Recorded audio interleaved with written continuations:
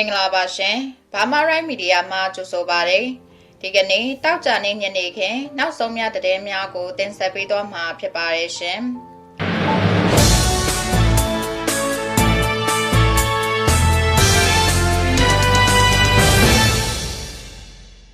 ပဲခူးတိုင်းတောင်ငူမြို့အခြေဆိုင်ကေတုမတီလေတပ်နဲ့လေရင်စီတိုးလောင်ကန်ကို BWN အဖွဲ့ကတရားခေါ်မရှော့ရိုက်တုံး18လုံးဖြင့်ပြစ်ခတ်တိုက်ခိုက်ခဲ့တဲ့ဆိုတဲ့သတင်း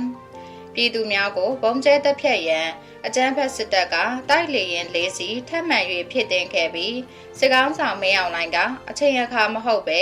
လေတပ်နှင့်ရေတပ်တပ်တော်ဝင်အခမ်းအနားများဇက်တိုက်ပြုလုပ်နေတဲ့ဆိုတဲ့သတင်းအပါအဝင်အခြားစိတ်ဝင်စားစရာနောက်ဆုံးများသတင်းများကိုတင်ဆက်ပေးသွားမှာဖြစ်ပါတယ်ရှင်။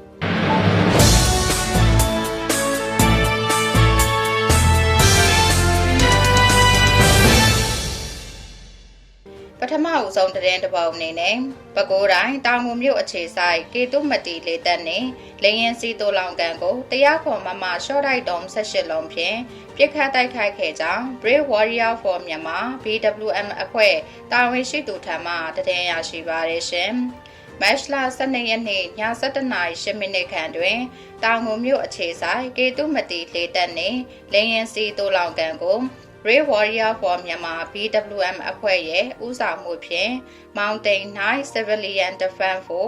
MKCDF Anti-Coup People Liberation for ACPLF အဖွဲ့တို့ဟာ KNNA တပ်မဟာနှင့်တပ်ရင်း9နဲ့ပူးပေါင်း၍တရားခေါ်မရှော့တိုက်တုံး18လုံးကိုပစ်ခတ်ရာ73လုံးကိုအောင်မြင်စွာကြားရောက်ပောက်ကွဲခဲ့ကြောင်းသိရှိရပါတယ်။ BWM အဖွဲ့နဲ့မဟာမိတ်များရဲ့စည်းလုံးမှုနဲ့နယ်မြေခံအဖွဲ့တို့ရဲ့အမာခံကူညီပေးမှုများကြောင့်အကြမ်းဖက်စစ်အုပ်စုကအထက်ထပ်ပိတ်ဆို့ကာစီးထားတဲ့ကြားမှာခက်ခဲစွာဝင်ရောက်ပစ်ခတ်နိုင်ခဲ့ခြင်းဖြစ်ကြောင်းရင်းတိုက်ခိုက်မှုအပြီးထိခိုက်မှုကြီးမားတယ်လို့လေတပ်အတွင်းမှသတင်းပေးပို့ခဲ့ပြီးတိုင်းမှုအသစ်ဖြစ်သူရစော်လွင်ဆိုယနေ့နက်နက်အစောပိုင်းတွင်လာရောက်စစ်ဆေးပြီးလေတပ်တပ်တော်ဝင်နေခြင်းဖြစ်လို့သတင်းအစအနှအပြည့်မထွက်ရန်ပြင်းပြင်းထန်ထန်တတိပေးထားကြောင်းကြားသိခဲ့ရတယ်လို့ Brave Warrior for Myanmar BWM အဖွဲ့မှတာဝန်ရှိသူထံမှသိရှိရပါတယ်။အကြမ်းဖက်စစ်ကောင်စီကိုအဓိကလေရင်စီတောင်းချပေးနေတဲ့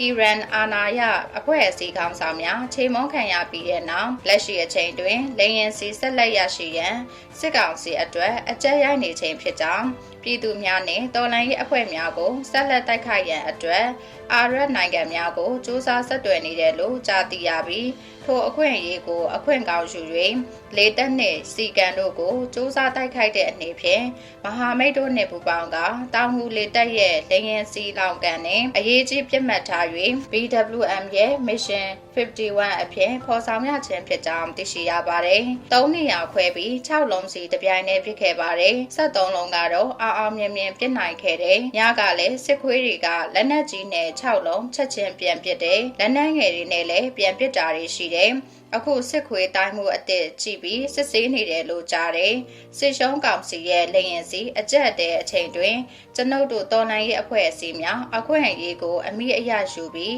စကားဆရဲ့လေတပ်များစီကံများကိုပုံမစူးစမ်းတိုက်ခိုက်ဖို့တိုက်တွန်းလိုပါတယ်လို့ Brave Warrior for Myanmar BWM အဖွဲ့မှတာဝန်ရှိသူကပြောပါတယ်။ဒါအပြင်အပြစ်မဲ့ပြည်သူများနဲ့တော်လှန်ရေးအဖွဲ့များကိုအဓိကပြတ်မှတ်ထား၍တိုက်ခိုက်နေတဲ့စစ်ကောင်စီရဲ့အဓိကအားထားနေရသောလေတပ်အကြက်ရိုက်ခြင်းကိုအခွင့်ကောင်းယူပြီးလေတပ်နှင့်လေရင်စီလောင်ကန်များဖျက်ဆီးရေးမစ်ရှင်များကိုအင်တိုက်အားတိုက်ဖော်ဆောင်ကြလင်တော်လှန်ရေးအမြန်ဆုံးအောင်မြင်နိုင်မှာဖြစ်ကြောင်း BWM အဖွဲ့မှတာဝန်ရှိသူကတိုက်တွန်းပြောဆိုထားကြောင်းသတင်းရရှိပါရရှင်။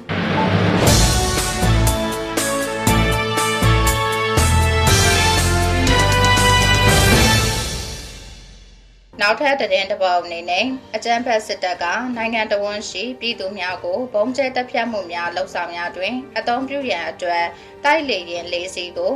ယမန်နေ့ကထပ်မံဖြည့်တင်လိုက်ပြီးတပ်တော်ဝင်အခမ်းအနားပြုလုပ်ခဲ့တယ်လို့သတင်းရရှိပါရရှင်။ယမန်နေ့မိထီလာလေတပ်တွင်စစ်တပ်ကစုတာတီအမျိုးအစားတိုက်လေရင်2စီးဖြစ်တဲ့လေရင်အမှန်1901လေရင်အမှန်1902K8 တိုက်လေယာဉ်မျိုးအစားတိုက်လေယာဉ်2စီးဖြစ်တဲ့လေယာဉ်အမှတ်3939နဲ့လေယာဉ်အမှတ်3940စုစုပေါင်းတိုက်လေယာဉ်4စီးတို့ကို တပ်တော်ဝင်အခမ်းအနားပြုလုပ်ခဲ့ကြောင်းသိရှိရပါတယ်။သို့တော်လည်းတပ်တော်ဝင်ထားပြီးဖြစ်သောလေရင်များဖြင့်ပင်အခမ်းအနားထပ်မံကျင်းပခြင်းဖြစ်ပြီးလေရင်အသစ်များထပ်မံရောက်ရှိလာခြင်းမဟုတ်ကြောင်းလေတပ်တရင်ရမြစ်တဦးထံမှသိရှိရပါတယ်။ဒါအပြင်လေတပ်ပြုပြင်ပြောင်းလဲရေးကို၎င်းစစ်တပ်ခေါင်းဆောင်ဖြစ်လာချိန်မှစတွင်ရေးလှုံ့ဆော်ခဲ့ကြောင်းလေတပ်အင်အားတောင့်တင်းခိုင်မာနေမှသာလေကြောင်းစိုးမိုးအရှိတာမှုရယူထိန်းသိမ်းနိုင်ပြီးနိုင်ငံရဲ့အကျိုးစီးပွားကိုထိထိရောက်ရောက်ကာကွယ်ဆောင်ရှောက်နိုင်မှာဖြစ်ကြောင်းစစ်ကောင်ဆောင်မင်းအောင်လှိုင်ကထုတ်ဖော်ပြောဆိုခဲ့တယ်လို့လည်းသိရှိရပါတယ်။အကြမ်းဖက်မင်းအောင်လှိုင်ကလေတပ်နှင့်ရှေတပ်တို့မှာရှင်အစ်စ်များတပ်တော်ဝင်ခြင်းအခမ်းအနားများကိုပုံမှန်အားဖြင့်လေတပ်နှင့်ရှေတပ်နှစ်ပတ်လည်နေ့များတွင်သာပြုလုပ်လို့ရှိကြောင်းယခုအခါအချိန်အခါမဟုတ်ပဲလေတပ်နှင့်ရှေတပ်တပ်တော်ဝင်ခြင်းအခမ်းအနားကိုဇက်တိုက်လှုပ်ဆောင်နေခြင်းမှာများမကြာမီစစ်တပ်ဦးစီးချုပ်ရာထူးမှာအနားယူဖွယ်ရှိတဲ့လက္ခဏာလို့သုံးသပ်ရကြောင်းနေပြည်တော်စစ်ဘက်တရင်ရမြစ်ထံမှသိရှိရပါတယ်။ပုံမှန်ဆိုရင်လေတပ်နှင့်ရှေတပ်နှစ်ပတ်လည်နေ့တွေမှာသာတပ်တော်ဝင်အခမ်းအနားတွေလုပ်တာပါ။ဥပမာဆိုရင်လေတပ်နှစ်ပတ်လည်ကနှစ်စဉ်ဒီဇင်ဘာလဒုတိယအပတ်မှာလုပ်လေးရှိတယ်။ရှေတပ်နှစ်ပတ်လည်ကတော့နှစ်စဉ်ဒီဇင်ဘာလစတုတ္တအပတ်မှာလုပ်လေးရှိတယ်။အဲ့ဒီအခါကျမှလေရင်အစ်စ်နဲ့ရေရင်အစ်စ်တွေတပ်တော်ဝင်တာပေါ့။အခုကတော့နှစ်ပတ်လည်မဟုတ်ပဲရှေတပ်ရောလေတပ်ရောတပ်တော်ဝင်အခမ်းအနားတွေလုပ်တာကပုံမှန်မဟုတ်တဲ့ထူးခြားမှုလို့ဆိုနိုင်တယ်။နောက်ဆုံးနှုတ်ဆက်တဲ့တဘောလိုများယူဆလို့ရမယ့်အနေအထားဖြစ်ပါတယ်လို့စစ်ဘက်တရင်ရမြစ်ကပြောပါတယ်။ယခုလမတ်လ10ရက်နေ့ကလည်းအကြမ်းဖက်စစ်ကောင်ဆောင်မင်းအောင်လှိုင်ကတန်းလင်တပ်နဲ့ရေတပ်စခန်းဌာနချုပ်တွင်ရေတပ်တပ်တော်ဝင်ခြင်းအခမ်းအနားပြုလုပ်က Free Gate တင်မော်တစီကိုတပ်တော်ဝင်ခြင်းပြုလုပ်ခဲ့သည့်ကြောင်းသတင်းရရှိပါရရှင်။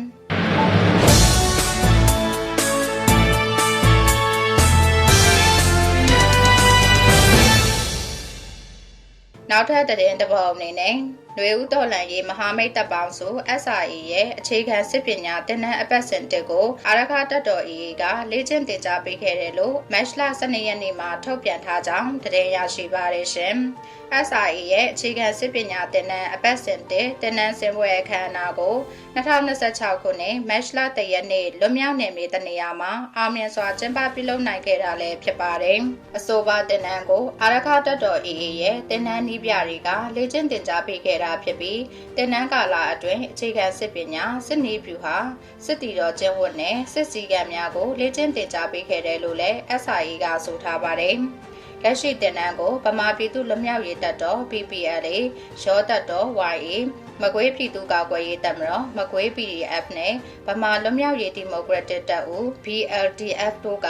တင်နန်းသားတွေတက်ရောက်ခဲ့ကြတာလည်းဖြစ်တယ်လို့သိရှိရပါတယ်။တင်နန်းစင်ပွဲအခမ်းအနားမှာ SRE တပ်ဖွဲ့ဝင်တပ်မှုတွေမဟာမိတ်တော်လှန်ရေးတပ်တွေကတပ်မှုတွေဒေတာတွင်ရမီရဖတွေနဲ့တပ်ဆိုင်ရာမြို့နယ်တာဝန်ရှိသူတွေတက်ရောက်ခဲ့ကြတာဖြစ်ပြီးတင်နန်းစင်ရဲဘော်တွေကိုလည်းကွန်ပျူတာအားပေးစကားတွေပြောကြားခဲ့ကြတယ်လို့လည်းသိရှိရပါတယ်။နွေဦးတော်လှန်ရေးမဟာမိတ်တပ်ပေါင်းစု SRE ကိုတော်လှန်ရေးတပ်ဖွဲ့19ဖွဲ့နဲ့စုပေါင်းထားတာဖြစ်ပြီးအဲ့ဒီအထက်မှာ96 Soldier PDFဗမာတပ်တော် PA ဗမာလွတ်မြောက်ရေးဒီမိုကရက်တစ်တပ်ဦး BNTF ဗမာပြည်သူ့လွတ်မြောက်ရေးတပ်တော် PPLA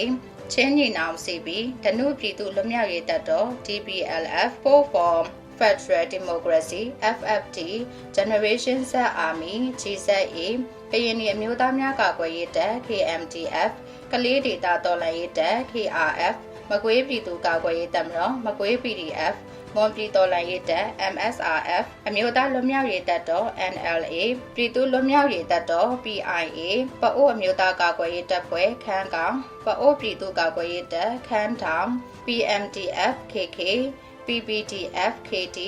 စကိုင်းပြည်သူ့ကာကွယ်ရေးတပ်မတော်စကိုင်း PDF ကျောင်းသားလက်ယုံတပ်တော် SAF ရောတပ်တော် YA နဲ့ရောကာကွယ်ရေးတပ် YTF တို့ပါဝင်ကြတာလည်းဖြစ်တယ်လို့သိရှိရပါတယ်။ဒါအပြင်နွေဦးတော်လှန်ရေးမဟာမိတ်တပ်ပေါင်းစု SRE အနေနဲ့လည်းဆရာနာရှင်စနစ်ချုပ်ငြိမ်းရေး Federal Democracy စနစ်ပေါ်ပေါက်လာရေးနဲ့ပြည်သူလူထုလွတ်မြောက်ရေးအတွက်တပ်ပေါင်းစုအားညီညွတ်စွာနဲ့စင်ဆက်မပြတ်ကြိုးပမ်းဆောင်ရွက်သွားမှာဖြစ်တယ်လို့လည်းပြောဆိုထားကြောင်းသတင်းရရှိပါရရှင်။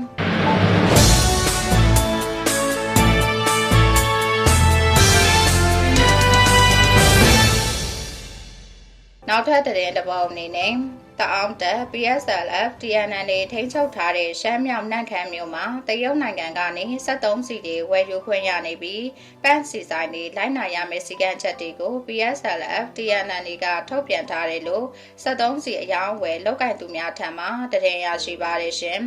PSLF TNL ရဲ့နန့်ခမ်းမြို့နယ်လောင်စာစီကြီးကြပ်ရေးကော်မတီရဲ့ထုတ်ပြန်ချက်ထဲမှာ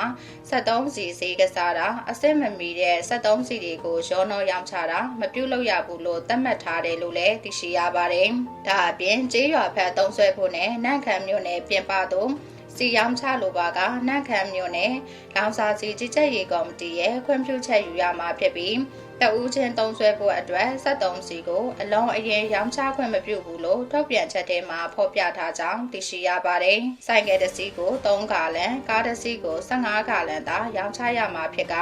73စီဆိုင်တဲ့အနေနဲ့စီရှိထားပြီးမရောင်းချပေးရင်73စီကိုတင်စီသွားမယ်လို့လည်းသိရှိရပါတယ်။ခွင့်ပြုချက်မရှိဘဲတားမြစ်နယ်မြေတွေကိုတည်ဆောင်တာနဲ့ရောင်းချတာတွေ့ရှိရင်73စီတွေကိုတင်စီပြီးငွေဒဏ်ချမှတ်သွားမယ်လို့ PSLF TNL ရဲ့ထုတ်ပြန်ချက်မှာဖော်ပြထားတယ်လို့သိရှိရပါတယ်။73စီတွေကို PSLF TNL ထိန်းချုပ်ထားတဲ့တရုတ်မြန်မာနယ်စပ်နောင်တောင်းနယ်စပ်ကနေတဆင့်ဝယ်ယူပြီးနန့်ခမ်းမြို့တွင်ရှိ73စီဆိုင်တွေကိုတပတ်ကိုစီကား5စီခွဲဝေပေးထားတယ်လို့စီကုတ်တဲ့တဦးထံမှသိရှိရပါတယ်။ဒါအပြင်တအောင်တက်ထိန်ချုပ်ထားတဲ့နမ်မတူမန်တုံနမ်ဆန်နဲ့ကုတ်ခိုင်မျိုးတွေမှာလည်းဒီရက်ပိုင်းအတွင်းစီကားတွေဝင်ရောက်နေပြီးမြို့နယ်အပေါ်မူတည်ပြီးတလီတာကို6000ကနေ1000ကျပ်အထိဈေးရှိတယ်လို့ဒေသခံများထံမှတင်ရရှိပါတယ်ရှင်။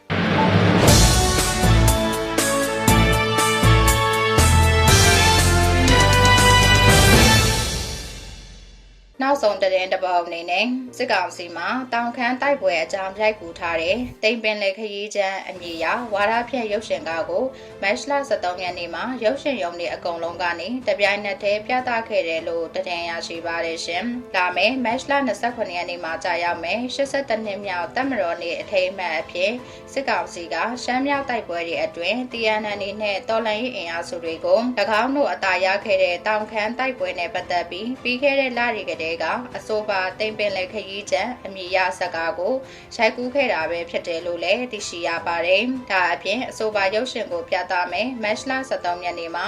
ရုပ်ရှင်ရုံတွေအားလုံးမှာကျန်တဲ့ရုပ်ရှင်ဇာတ်ကားတွေကိုပြသခွင့်မပြုထားပဲအဆိုပါရုပ်ရှင်တစ်ခုတည်းကိုသာပြသခွင့်ပြုထားတယ်လို့လည်းသိရှိရပါတယ်။ဒီလိုစစ်ကောင်စီကညွှန်ကြားထားတာနဲ့ပတ်သက်ပြီးရုပ်ရှင်ရုံတွေမှာတပတ်ကိုရုံကား2ကားအပြိုင်စနစ်နဲ့ပြသခိုင်းပေးမယ်။၎င်းတို့ဝါဒဖြန့်ချီရေးဇာတ်ကားတွေကိုတော့ရုံပြိုင်စနစ်မဟုတ်ပဲတကားရဲ့ပြသခိုင်းတာဟာရုပ်ရှင်ဥပဒေကိုပေါ်တင်ချိုးဖောက်ခြင်းဖြစ်တယ်လို့ရုပ်ရှင်အတိုင်းအဝိုင်းကတည်ရင်းမြစ်တအူကပြောပါတယ်။ဒါတည်းမကတခြားတစ်ပတ်မှာလည်းစစ်ကောင်စီကရုပ်ရှင်တရုပ်ဆောင်မင်းသားမင်းသမီးအားလုံးကိုနေပြည်တော်သို့မဖြစ်မနေလာရောက်ရမယ်ဆိုပြီးအကြောင်းကြားထားတာကြောင့်မင်းသားမင်းသမီးအကုန်ရှိသမျှရိုက်ကူးရေးတွေဖြတ်ကနေပြည်တော်ကိုတွားရောက်နေရတယ်လို့လည်းသိရှိရပါတယ်။ဘာအတွက်ကြောင့်အခုလိုခေါ်ရတာလဲဆိုတာကိုစစ်ကောင်စီကအကြောင်းမကြားပေမဲ့နေပြည်တော်မှာပဲမဲအနိုင်ရပြီးအစိုးရဖွဲ့မဲ့ကြန့်ခိုင်ရေးပါတီကလွတ်တော်အမတ်တွေတွဲဆောင်ပွဲရှိနေပြီးထိုပွဲအတွက်ခေါ်ယူခြင်းမျိုးဖြစ်နိုင်တယ်လို့လည်းပြောဆိုမှုတွေရှိနေကြောင်းသိရှိရပါတယ်။မင်းသားမင်းသမီးအကုန်လုံးနှီးပါကိုမြည်သည့်ရိုက်ကူးရေးပဲရှိပါစေ